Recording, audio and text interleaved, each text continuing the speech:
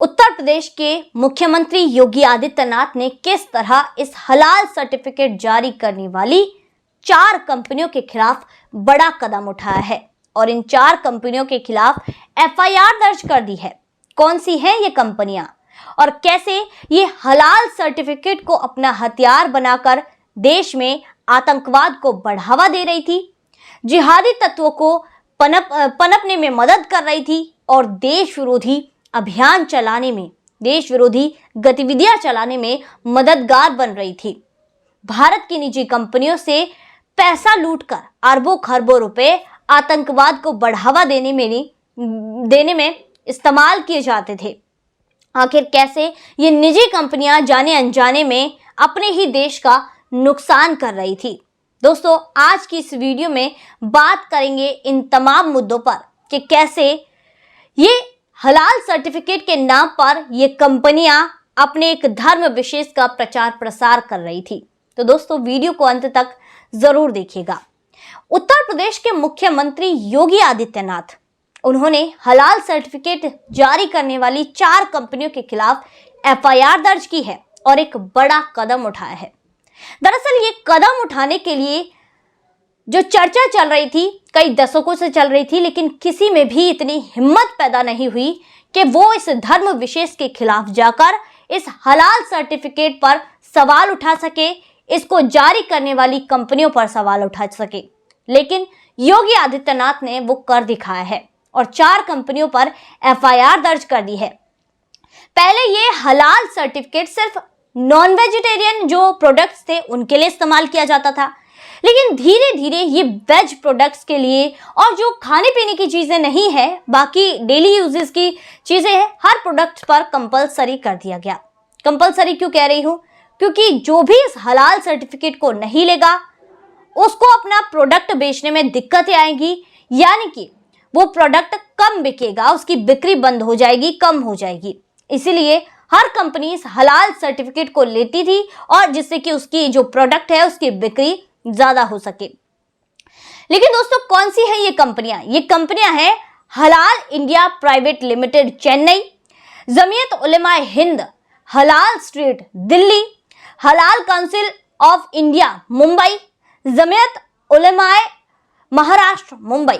ये 4 कंपनियां हैं जिसके खिलाफ सीएम योगी आदित्यनाथ ने, उनकी सरकार ने एफआईआर दर्ज कराई है और एक बड़ा कदम उठाया गया है। और आशा है कि ये जो कदम योगी आदित्यनाथ ने उठाया है, ये सिर्फ और सिर्फ उत्तर प्रदेश से ही नहीं, इस कदम को उठाने की आवाज देश के हर कोने से आनी चाहिए।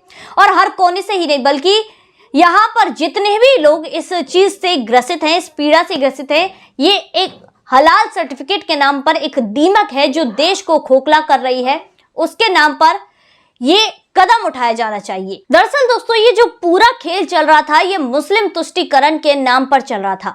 हलाल प्रोडक्ट, हलाल सर्टिफिकेट जारी किया जाता है। कभी भी किसी सरकार ने इन लोगों से ये नहीं पूछा कि आप किस कानून के तहत ये सर्टिफिकेट जारी कर रहे हैं। कानून में, संविधान में कौन सा ऐसा कानून है जो आपको इस प्रोडक्ट के ऊपर जो ये हलाल सर्टिफिकेट है ये जारी करने की मान्यता देता है? लेकिन नहीं, मुस्लिम इससे नाराज हो जाएंगे। मुस्लिम तुष्टीकरण की राजनीति के तहत यहां पर पिछली सरकारों ने देश को गर्त में झोंक दिया और इसके अनेकों उदाहरण हैं। सिर्फ ये हलाल सर्टिफिकेट ही नहीं है। फॉर एग्जाम्पल, हम उत्तर प्रदेश में मदरसों की भी बात कर लेते हैं। मदरसे जिस तरह से अवैध मदरसे हैं, उनको भी धड़ल्ले से चलाया जा रहा है। लेकिन अब उत्तर प्रदेश में ये जो चीज सामने आई है, हलाल सर्टिफिकेट के ऊपर जो एफआईआर हुई है, और इसके अलावा हम देखते हैं कि मदरसों की भी सर्वे की बात आ रही है। सर्वे चल रहे हैं कि कौन से सर्वे मान्यता प्राप्त हैं जो मदरसे हैं और कौन से मान्यता प्राप्त नहीं है। और जो मान्यता प्राप्त नहीं है फिर भी उन्हें सरकारी सुविधाएं मिल रही हैं, वो क्यों मिल रही हैं? कौन है इसके बीच में? ये सारी चीजों का सर्वे चल रहा है, जिसके तहत एक बड़ा रैकेट का पर्दाफाश हमने देखा है कि किस तरह हुआ। उत्तर प्रदेश में किस तरह देश विरोधी गतिविधियों को पनपने में मदरसे मदद कर रहे थे, ये सारी चीजें सामने आई। वहीं दूसरी तरफ हाल ही का अगर उदाहरण देखा जाए, इस तुष्टीकरण की राजनीति का परिणाम और इन लोगों की जो है दिल्ली से आया। दिल्ली में सुप्रीम कोर्ट ने फिलहाल 2-3 दिन पहले ही नाराजगी जताई कि जामा मस्जिद के सामने जो पार्क था उस पर मस्जिद ने जबरन कब्जा करके उसमें वजू खाना बना लिया, लेकिन किसी ने भी कोई सवाल जवाब नहीं किया। लेकिन आज देश जागरूक हो रहा है, देश की जनता जागरूक हो रही है और ये पिछले 9 साढ़े 9 सालों में हुआ है।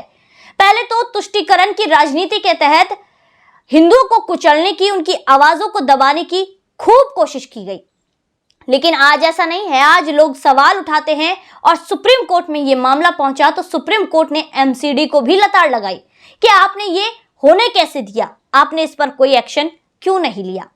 दोस्तों, दरअसल तुष्टीकरण की अगर राजनीति की बात की जाए तो कांग्रेस ने तो यहां तक कोशिश कर ली थी कि देश में दंगे चाहे कोई भी करे, कोई भी समुदाय करे, लेकिन दोषी हिंदू ही होगा, इस तरह का कानून तक लाने की कोशिश की और कांग्रेस कामयाब भी हो जाती है अगर बीजेपी इसका पूरी तरह से विरोध नहीं करती। राम सेतु को तोड़ने की कोशिश की गई, राम जी के अस्तित्व पर सवाल उठाए गए और हिंदुओं की हर चीज को हर मान्यता को, हिंदू धर्म की संस्कृति को कुचलने की कोशिश की गई। ये किसी से भी छुपी नहीं है। ये सारी ही चीजें तुष्टीकरण की राजनीति के तहत हुई थी और ये हलाल सर्टिफिकेट, ये तो एक बड़ा एक रैकेट है जो देश में देश के खिलाफ इस्तेमाल किया जा रहा था। ये कंपनियां लगातार सभी कंपनियों को जो भी अपना प्रोडक्ट बेचना चाहती हैं उनको ये हलाल सर्टिफिकेट लेना पड़ता था, जिसके तहत ही ये सारी चीजें हो रही थी और अरबों खरबों रुपए इन हलाल कंपनियों के पास आ रहा था, जो पैसा देश विरोधी अभियानों में, गतिविधियों में इस्तेमाल किया जा रहा था और देश को इससे बड़ा नुकसान हो रहा था क्योंकि ये पैसा आतंकवाद के लिए इस्तेमाल हो रहा था और एक धर्म विशेष की प्रचार प्रसार में इस्तेमाल हो रहा था। दरअसल दोस्तों, हलाल कंपनियां, हलाल सर्टिफिकेट के नाम पर ये सारी चीजें एक बड़ा रैकेट चल रहा था, क्योंकि यहाँ पर सोचने वाली बात है कि साबुन के पीछे साबुन के ऊपर हलाल सर्टिफिकेट लेने की जरूरत क्या पड़ गई? शहद के ऊपर क्यों लेना चाहिए? सर्फ के ऊपर क्यों लेना चाहिए? टूथपेस्ट के ऊपर क्यों लेना चाहिए? आखिर क्यों इन सभी प्रोडक्ट्स को बेचने के लिए हलाल सर्टिफिकेट की जरूरत पड़ी? लेकिन ये एक बड़ा रैकेट, बड़ा धंधा था जो तुष्टीकरण की राजनीति के तहत पनपा और धीरे धीरे देश को खोखला कर रहा था, जिसके खिलाफ आवाज उठाई है उत्तर प्रदेश के सीएम योगी आदित्यनाथ ने। और आशा करती हूं आगे देश के हर कोने से ये आवाज उठेगी और इस हलाल सर्टिफिकेट जारी करने वाली कंपनियों पर ताला लगेगा। तो दोस्तों, आज की वीडियो में बस इतना ही। फिर मुलाकात होगी ऐसी वीडियो के साथ, तब तक के लिए देखते रहिए थिंक टैंक।